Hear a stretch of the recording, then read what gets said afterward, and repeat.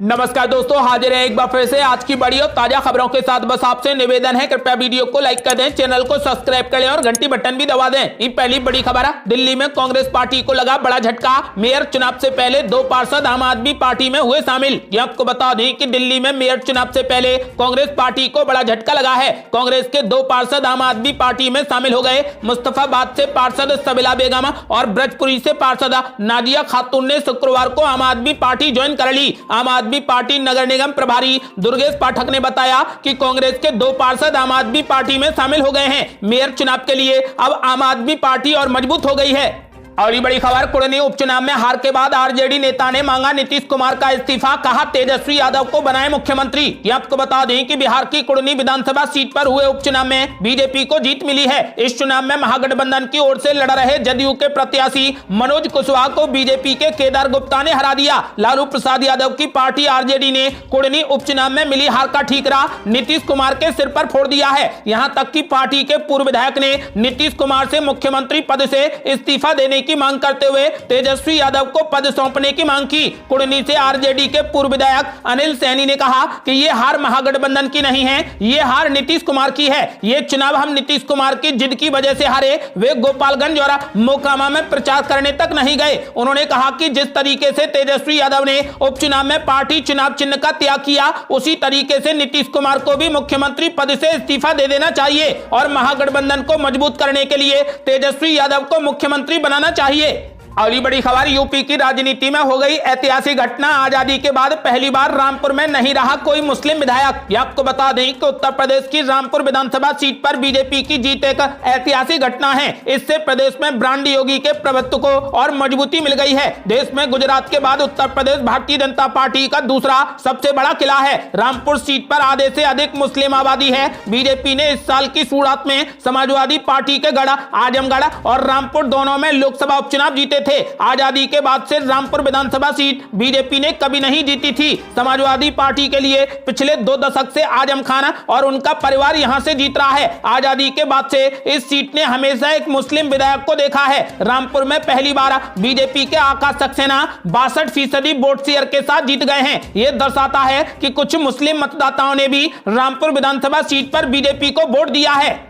अगली बड़ी खबर, कांग्रेस नेताओं ने राज्यपाल से की मुलाकात, हिमाचल में सरकार बनाने का दावा कर दिया पेश। ये आपको बता दें कि कांग्रेस नेताओं ने हिमाचल प्रदेश के राज्यपाल राजेंद्र विश्वनाथ आर्लेकर से मिलकर सरकार बनाने का दावा पेश कर दिया है। कांग्रेस के पर्यवेक्षक छत्तीसगढ़ के मुख्यमंत्री भूपेश बघेल, हरियाणा के पूर्व मुख्यमंत्री भूपेंद्र सिंह हुड्डा और हिमाचल प्रदेश प्रभारी राजीव शुक्ला राज्यपाल से मिलने पहुंचे। कांग्रेस नेताओं ने राज्यपाल से मिलकर सरकार बनाने का दावा पेश किया है। प्रदेश के राज्यपाल राजेंद्र विश्वनाथ आर्लेकर ने कांग्रेस को सरकार बनाने के लिए आमंत्रित किया है, लेकिन इससे पहले कांग्रेस विधायक दल को अपना नेता चुनना होगा।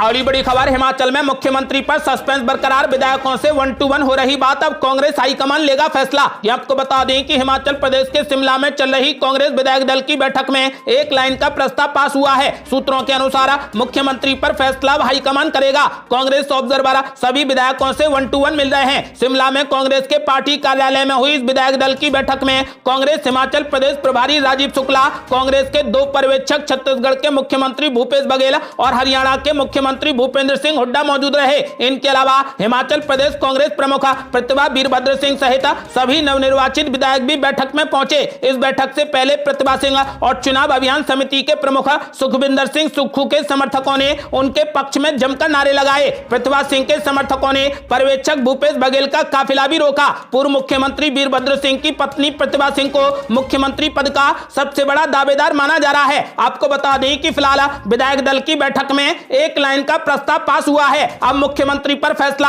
हाईकमान करेगा।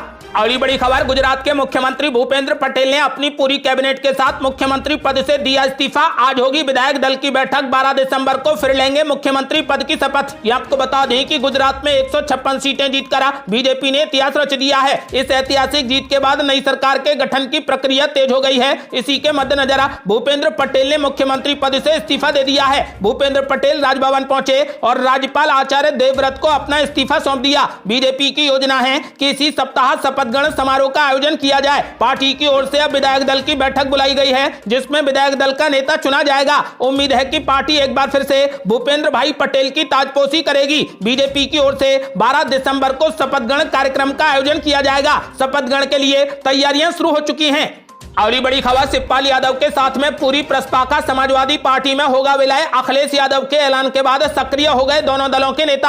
आपको बता दें कि मैनपुरी से डिंपल यादव की बंपर जीत के बाद जनता का आभार जताने और मुलायम सिंह यादव की समाधि स्थल पर नमन करने सफाई पहुंचे अखिलेश यादव ने ऐलान कर दिया है कि चाचा शिवपाल यादव की पार्टी में बड़ी भूमिका होगी। उन्होंने ये भी कहा कि चाचा के साथ में समाजवादी पार्टी में आए सभी प्रसपा कार्यकर्ताओं को सम्मान दिया जाएगा। अखिलेश यादव के इस ऐलान के बाद लखनऊ से लेकर यूपी के तमाम जिलों में दोनों दलों के नेता सक्रिय हो गए हैं। बता दें कि शिवपाल यादव ने प्रगतिशील समाजवादी पार्टी का गठन भतीजे अखिलेश यादव से बड़ी दूरियों के चलते किया था। उनकी पार्टी से प्रदेश के कई जिलों में समाजवादी पार्टी के पुराने नेता जुड़े थे, जो शिवपाल यादव के बेहद करीबी माने जाते हैं। अब शिवपाल यादव की वापसी के बाद वे नेता भी अपनी पुरानी पार्टी में लौट आए हैं। गुरुवार को समाजवादी पार्टी में प्रसपा के विलय का ऐलान होते ही शिवपाल यादव, उनके बेटे आदित्य और अन्य समर्थकों की गाड़ियों से प्रसपा के झंडे उतर गए और सभी की गाड़ियों पर समाजवादी पार्टी के झंडे लग गए हैं। इस मौके पर भावुक शिवपाल यादव ने कहा कि अब गाड़ी से समाजवादी पार्टी का झंडा कभी नहीं उतरेगा। अगर सब कुछ सही रहा तो शिवपाल यादव को विधानसभा में नेता प्रतिपक्ष बनाया जाएगा। ये पद अभी अखिलेश यादव खुद संभाले हुए हैं। माना जा रहा है कि अखिलेश यादव अब कन्नौज से लोकसभा चुनाव लड़ेंगे। डिंपल यादव मैनपुरी से पहली महिला सांसद बनी है, वो स्वाभाविक तौर पर मैनपुरी में फिर से लड़ेंगी। ऐसे में समाजवादी पार्टी विधानसभा में शिवपाल यादव को यह जिम्मेदारी सौंप सकती है। शिवपाल विधानसभा में नेता प्रतिपक्ष पहले भी रह चुके हैं। अगली बड़ी खबर, गुजरात में कांग्रेस पार्टी के 37 लाख वोटों को छीनकर नंबर 2 पर आ गई आम आदमी पार्टी। बीजेपी के लिए भी बड़ा खतरा।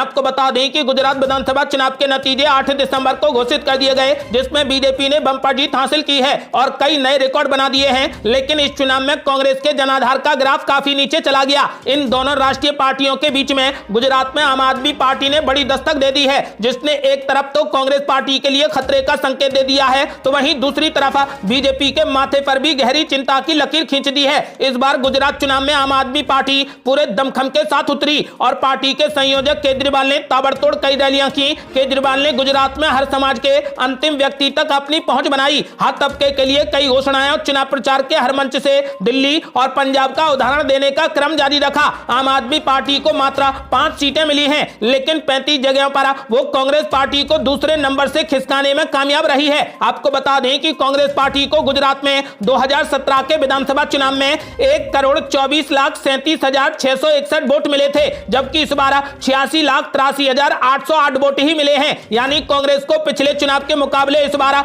37,53,853 वोटों का नुकसान हुआ है और आम आदमी पार्टी को 41 लाख वोट मिले हैं। इसके साथ ही नेशनल पार्टी बनने के लिए उसे 6% से ज्यादा वोट शेयर पाने की जरूरत थी, जो गुजरात में उसे 13% वोट शेयर मिला है और इसके बाद ही आम आदमी पार्टी को नेशनल पार्टी का दर्जा भी मिल गया है। अगली बड़ी खबर, आजम खान का गढ़ रामपुर में समाजवादी पार्टी की हार के पीछे खुद आजम खान का ही हाथ। ये आपको बता दें कि उत्तर प्रदेश की रामपुर विधानसभा सीट पर हुए उपचुनाव के नतीजे बीजेपी के पक्ष में आए हैं। समाजवादी पार्टी नेता आजम खान के इस गढ़ में पहली बार बीजेपी कमल खिलाने में कामयाब रही। चुनाव आयोग के मुताबिक इस सीट से बीजेपी प्रत्याशी आकाश सक्सेना 34,136 वोटों से जीत गए। रामपुर विधानसभा, जिसे आजम खान का गढ़ कहा जाता है, यहाँ यह स्थिति रही है कि चुनाव चाहे कोई भी हो, जीत आजम खान की ही होती है। इस सीट पर सालों से समाजवादी पार्टी का कब्जा रहा है, लेकिन बीजेपी ने पहली बार इस सीट पर ऐतिहासिक जीत हासिल की है। बीजेपी के प्रत्याशी आकाश सक्सेना काफी कम फीसद वोटिंग होने के बावजूद भी अच्छे खासे मार्जिन से जीते हैं। उन्होंने समाजवादी पार्टी के उम्मीदवार को करारी हार दी है। मुस्लिम बहुल इलाका होने के बाद भी रामपुर में बीजेपी की जीत चौंकाने वाली है, लेकिन चुनाव विश्लेषक अमिताभ भूषण का कहना है कि बीजेपी की इस जीत को लेकर चौंकाने जैसी कोई भी बात नहीं है, क्योंकि बीजेपी की इस जीत के पीछे कहीं ना कहीं आजम खान ही जिम्मेदार हैं। उन्होंने बताया कि आजम खान ने खुद इस सीट पर अपने मतदाताओं से यह अपील की थी कि वो मतदान न करें। आजम खान ने चुनाव प्रचार के दौरान यह कहा था कि लोग वोट करने के लिए अपने घरों से ना निकलें। आजम खान ने इस सीट पर मतदान से पहले कई आरोप भी लगाए। उन्होंने कहा कि इस सीट पर प्रशासन चुनाव लड़ रहा है, ना कि कोई राजनीतिक पार्टी। यहाँ पर इलेक्शन फेयर नहीं होगा, इसीलिए आप मतदान न करें, बल्कि इस दिन को छुट्टी की तरह बिताएं, कहीं घूमने चले जाएं, जिससे आजम खान का परंपरागत वोटर हतोत्साहित हो गया और उसने वोट नहीं किया, जिसके कारण ही रामपुर में पहली बार इतना कम फीसदी मतदान हुआ। 5 दिसंबर को रामपुर विधानसभा उपचुनाव के दौरान केवल 33.94% ही मतदान हुआ, जबकि पिछले कई चुनावों में यहां पर बढ़ चढ़कर मतदान होता रहा है। एक्सपर्ट कहते हैं कि रामपुर में वोटिंग फीसदी कम करने का फायदा बीजेपी को हुआ, क्योंकि समाजवादी पार्टी का परंपरागत वोटर वोट देने के लिए घर से ही बाहर नहीं निकला। ऐसे में रामपुर विधानसभा में जो हिंदू वोटर हैं उसने बीजेपी को वोट किया। हिंदू वोटर जिसकी आबादी रामपुर में मुस्लिम आबादी से कम है, मुस्लिम आबादी 55 से 60% है, जबकि रामपुर में हिंदू वोटर 45% के करीब हैं। हिंदू वोटर पहले भी रामपुर में बीजेपी को वोट करते रहे हैं, लेकिन क्योंकि मुस्लिम वोटरों की संख्या ज्यादा है, इस कारण से यहां पर बीजेपी कभी जीतने में कामयाब नहीं रही। आपको बता दें कि इस वजह से रामपुर में समाजवादी पार्टी की हार का कारण खुद आजम खान है।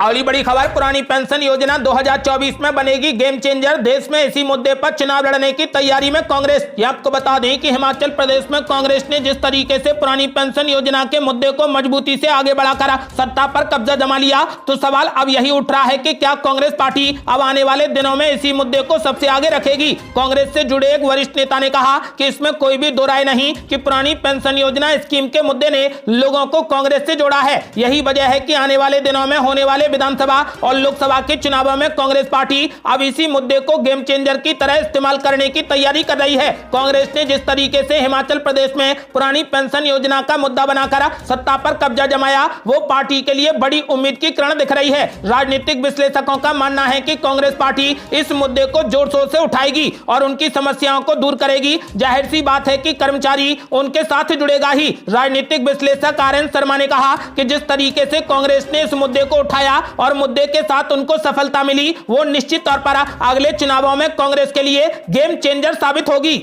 अगली बड़ी खबर, जेपी नड्डा ने केजरीवाल पर बोला बड़ा हमला। बोले केजरीवाल ने गुजरात के लोगों को किया गुमराह, अब माफी मांगे केजरीवाल। ये आपको बता दें कि गुजरात विधानसभा चुनाव में बीजेपी ने ऐतिहासिक जीत हासिल की है। पार्टी ने यहां अपना पिछला रिकॉर्ड भी तोड़ दिया है। गुजरात में बीजेपी के शानदार प्रदर्शन ने अंतर्राष्ट्रीय मीडिया तक का ध्यान खींच लिया है। कांग्रेस का प्रदर्शन बेहद ही खराब रहा। वहीं आम आदमी पार्टी सेंध लगाकर 5 सीटें जीतने में कामयाब रही। इन सबके बीच में बीजेपी के राष्ट्रीय अध्यक्ष जेपी नड्डा ने आम आदमी पार्टी के संयोजक केजरीवाल पर गुजरात के लोगों को गुमराह करने का आरोप लगाया। बीजेपी अध्यक्ष जेपी नड्डा ने एक न्यूज चैनल के कार्यक्रम में कहा कि अरविंद केजरीवाल ने गुजरात के लोगों को धोखा देने की कोशिश की है और उन्हें इसके लिए माफी मांगनी चाहिए। बीजेपी प्रमुख जेपी नड्डा ने कहा कि आम आदमी पार्टी ने उत्तर प्रदेश, उत्तराखंड, गोवा, गुजरात और हिमाचल प्रदेश के चुनावों में अपनी जमानत खो दी है, फिर भी कोई इस बारे में बात नहीं करता है। जेपी नड्डा ने कहा कि केजरीवाल वाराणसी भी चुनाव लड़ने गए थे, लेकिन उनका क्या हाल हुआ सब जानते हैं। उन्होंने केजरीवाल पर आईबी की रिपोर्ट दिखाकर गुजरात के लोगों को बरगलाने का भी आरोप लगाया है। अगली बड़ी खबर, एक हुए चाचा भतीजे तो मैनपुरी में दिया दमदार नतीजा। अब 2024 में बढ़ेगी भाजपा की टेंशन। ये आपको बता दें कि मुलायम सिंह यादव के निधन से खाली हुई मैनपुरी लोकसभा सीट पर उनकी बहू डिंपल यादव ने 2,80,000 वोटों के अंतर से बड़ी जीत हासिल की है। उनकी इस जीत में जसवंत नगर विधानसभा सीट का अहम योगदान है, जहां से उन्हें 1 लाख से भी ज्यादा वोटों से बढ़त मिली है। जसवंत नगर से ही अखिलेश यादव के चाचा शिवपाल यादव विधायक हैं और उनके समर्थन ने इस बड़ी जीत की पटकथा तैयार कर दी है। मैनपुरी का नतीजा बता रहा है कि चाचा और भतीजे की एकता का असर हुआ है। यही नहीं, नतीजे के कुछ देर बाद ही शिवपाल यादव ने अपनी पार्टी प्रसपा का समाजवादी पार्टी में विलय भी कर दिया। इस मौके पर अखिलेश यादव ने 2017 में अलग राह अपनाने वाले अपने चाचा के पैर भी छुए और समाजवादी पार्टी का झंडा देकर पार्टी में वापसी करा ली। शिवपाल यादव की समाजवादी पार्टी में वापसी से अखिलेश यादव को बड़ी ताकत मिली है और पार्टी एवं परिवार के भीतर उनके लिए चुनौती कम हुई है। यही नहीं, लगातार 2 विधानसभा चुनाव में नुकसान उठा चुके चाचा और भतीजे दोनों के लिए ये एकता आने वाले समय में बड़ी फलदायी होगी। खासतौर पर अखिलेश यादव को आलू पट्टी कहे जाने वाले इटावा, मैनपुरी, फिरोजाबाद, फर्रुखाबाद, कन्नौज, औरैया जैसे इलाकों में फायदा होगा। इन क्षेत्रों में शिवपाल यादव की भी अच्छी पकड़ रही है। वो समाजवादी पार्टी के लंबे समय तक प्रदेश अध्यक्ष थे, इसके चलते काडर में उनकी पकड़ थी। वो पार्टी से दूर गए तो कार्यकर्ताओं में भी पार्टी में टूट का संदेश गया। इसके अलावा परिवार में ही कलह की बात ने अखिलेश यादव की छवि कमजोर कर दी। अब जबकि वो राष्ट्रीय अध्यक्ष हैं और चाचा ने उनके नेतृत्व को स्वीकार कर लिया है, तो अखिलेश यादव के लिए यह डैमेज कंट्रोल होने जैसा है। समाजवादी पार्टी में फूट के बाद से ही इटावा और आसपास के जिलों में भाजपा मजबूत हुई है। ऐसे में समाजवादी पार्टी अब अखिलेश यादव और शिवपाल यादव की एकता के बाद वापसी की राह तलाश सकेगी। मुलायम सिंह यादव के निधन के बाद परिवार में जिस एकता की जरूरत महसूस की जा रही थी वो अब पूरी होती दिख रही है। आपको बता दें कि 2024 के चुनाव में इससे बीजेपी को बड़ा झटका लगा है। अगली बड़ी खबर, राज्यसभा में पेश हुआ समान नागरिक संहिता से जुड़ा प्राइवेट मेंबर बिल, सदन में हुआ भारी हंगामा। ये आपको बता दें कि राज्यसभा में शुक्रवार को भारत में समान नागरिक संहिता लागू करने से जुड़ा एक प्राइवेट मेंबर बिल पेश कर दिया गया। बीजेपी सांसद किरोड़ीलाल मीणा ने इसे पेश किया। बिल को पेश करने के पक्ष में 63 वोट पड़े, जबकि विपक्ष में 23 वोट पड़े। बिल में मांग की गई है कि देश में यूनिफॉर्म सिविल कोड लागू करने के लिए एक national inspection and investigation commission बनाया जाए। कांग्रेस, समाजवादी पार्टी, राष्ट्रीय जनता दल, डीएमके, एनसीपी और टीएमसी समेत तमाम विपक्षी दलों ने बिल पेश करने का जोरदार विरोध किया। बिल को पेश करने का विरोध करते हुए समाजवादी पार्टी के सांसद रामगोपाल यादव ने कहा कि मुसलमान अपनी चचेरी बहन से शादी करना सही मानते हैं, क्या हिंदू ऐसा कर सकते हैं? इसीलिए सभी धर्मों की अलग अलग परंपरा है। बीजू जनता दल ने वोटिंग में हिस्सा नहीं लिया और सदन से वॉकआउट कर दिया। सरकार की ओर से बोलते हुए केंद्रीय मंत्री और राज्यसभा में सदन के नेता पीयूष गोयल ने कहा कि किसी भी सदस्य को बिल पेश करने और अपने क्षेत्र के मुद्दे उठाने का पूरा अधिकार है। उन्होंने विरोध कर रहे सभी पार्टियों से कहा कि बिल पेश होने के बाद इस पर चर्चा होगी, तब हर पार्टी अपनी बात रख सकेगी। इसके लिए राज्यसभा में बहस होनी चाहिए। अगली बड़ी खबर, बीजेपी सांसद रवि किशन ने कांग्रेस पार्टी पर बोला बड़ा हमला। बोले, यदि कांग्रेस पार्टी जनसंख्या नियंत्रण पर कानून बनाती तो आज मेरे 4 बच्चे नहीं होते। ये आपको बता दें कि देश में जनसंख्या नियंत्रण बिल को लेकर बहस चल रही है। बढ़ती जनसंख्या को लेकर हर कोई चिंतित है। इसी बीच बीजेपी सांसद ने यानी रवि किशन ने बढ़ती जनसंख्या का दोष कांग्रेस पर मढ़ दिया है। अभिनेता से नेता बने रवि किशन ने शुक्रवार को कहा कि अगर कांग्रेस पार्टी जनसंख्या नियंत्रण बिल लेकर आई होती तो आज मैं 4 बच्चे का पिता नहीं होता। इसके लिए पूरे तरीके से कांग्रेस जिम्मेदार है। गोरखपुर से सांसद रवि किशन ने कांग्रेस पर आरोप लगाया कि वो 4 बच्चों के पिता हैं और बढ़ती जनसंख्या की परेशानी समझते हैं। उन्होंने आज तक के कार्यक्रम में कहा कि मेरे 4 बच्चे हैं, ये कोई गलती नहीं है। अगर कांग्रेस सरकार विधेयक लाती, कानून होता तो हमारे आज 4 बच्चे नहीं होते। ये थी अब तक की बेहद बड़ी खबरें। आपका क्या मानना है? क्या देश में जनसंख्या नियंत्रण कानून बनना चाहिए? अपनी राय हमें वीडियो लाइक कर कमेंट बॉक्स में जरूर दें। यदि आपने अभी तक हमारे चैनल को सब्सक्राइब नहीं किया है तो लाल बटन दबाकर चैनल को सब्सक्राइब करें और घंटी बटन भी दबा दें। जल्दी मिलते हैं बड़ी अपडेट के साथ, तब तक के लिए जय हिंद, जय भारत।